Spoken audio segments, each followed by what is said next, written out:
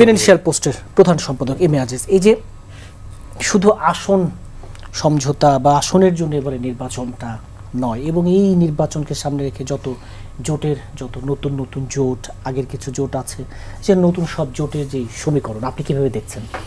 ধন্যবাদ আপনাকে। আমি প্রথমেই মাপ চেয়ে শুরু করি, কারণ হয়তো কারো মন খারাপ হতে পারে।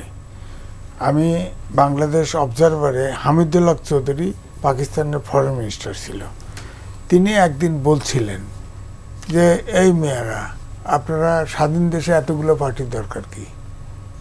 হ্যাঁ, যে পত্রিকার সার্কুলেশন বাড়ে একটু ছাপাই দিলে, তোমরা ছাপো না, ফিক্স করে নাও, ছাপো না, দেখবে যে পার্টি থাকবো না।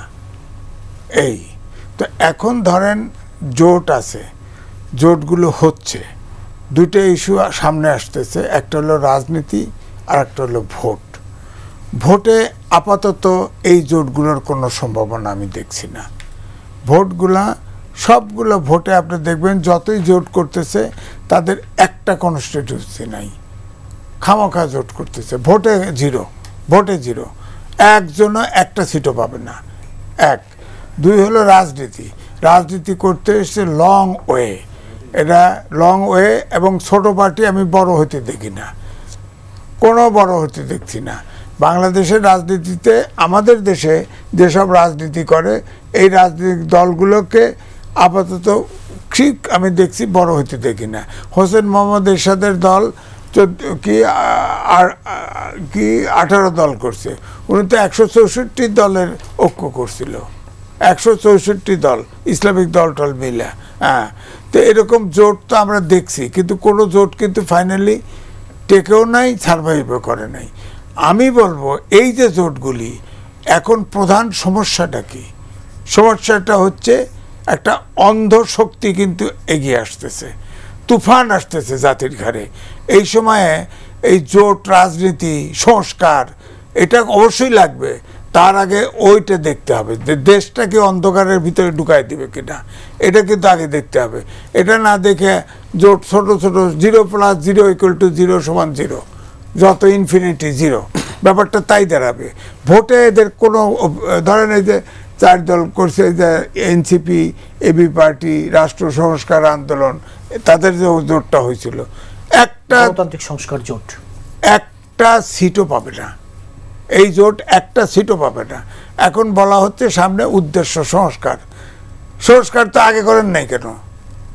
54 বছর দেশ স্বাধীন হয়েছে, সংস্কারে স্বাধীনতার যে তখনও তো হয়েছে যে আমরা গণতন্ত্র চেয়েছি, আইনের শাসন চাইছি, মানবিক, তখন তো হয় নাই। এখন এসে সংস্কার হয়ে যাবে। এখন অন্ধ শক্তি, আপনাদের দুর্বলতার কারণে অন্ধ শক্তি কিন্তু আগে যাচ্ছে। আপনি কি দেশটাকে অন্ধকারে ঢুকাবেন, নাকি জোটের সংস্কার নিয়ে? কোনটা গুরুত্ব? আমার কোনো সংস্কার দরকার আছে, কিন্তু কোনটা গুরুত্বপূর্ণ? আপনার যদি শক্তি যদি হতো এমন যে একটা ব্যালেন্সিং পাওয়ার, তাহলে হতা। ধরেন এই যে ইরানের পার্টি ভেঙে গেছে, উনি কয়টা সিট, ইরান ছাড়া চেনেন আরেকজন? চেনেন? উনি কোত্থেকে পয়সা পায়, কী করছে, একা একা ঘুরে চিনি তো আমি, আমার সাথে খাতির আছে তো। সে কোন পলিটিক্স, আসলে ভিতরে কোন পলিটিক্স আর বাইরে কোন পলিটিক্স আমরা তো চিনি। এটার ঐক্য করে কী লাভ? এই পার্টির থেকে কী লাভ? বাংলাদেশে এই পার্টির থেকে কী লাভ বলেন? আমের কথা বিরক্ত হবেন, এই পার্টি কয়টা সিট চাইছে বলেন? ইরান ছাড়া কাকে চেনেন? ইরানও তো পাস করবে না, আর বেরসিক ইলেকশন কমিশন বলে দিচ্ছে জোট করলেও আলাদা প্রতীকের নির্বাচন, সব ছোট দল মারা খাবে, এবারে সবগুলো মারা যাবে। আপনি দেখবেন সিট পাবে না, মারা যাবে সব। ঢাকা শহরের যেসব বড় বড় সিট দিছে, এটা বিএনপির দৌর্যতা আমি বলবো। এই ঢাকা শহরে আপনি কিন্তু দেখেন, শেখ হাসিনা পালিয়েছে। ওয়ান অফ দ্য রিজন হচ্ছে ঢাকা শহরে ওই নর্তকী, ওই গায়ক, এই সেই সব সিট ছেড়ে দিয়ে পার্লামেন্টের 64-র উপরে % পলিটিশিয়ান বাইরে দিয়ে দিছিল, যার ফলে কেউ তাকে রক্ষা করতে নামে নাই মাঠে, 10% লোকও নামে নাই। এবং বিএনপি ইতিমধ্যে কতগুলো ছোট ছোট পার্টি দিয়ে দিছে, ওইসব জায়গায় তো কোনো আওয়াজ উঠবে না। বিএনপি যদি বিপদে পড়ে, ওই জায়গায় কোনো আওয়াজ উঠবে না।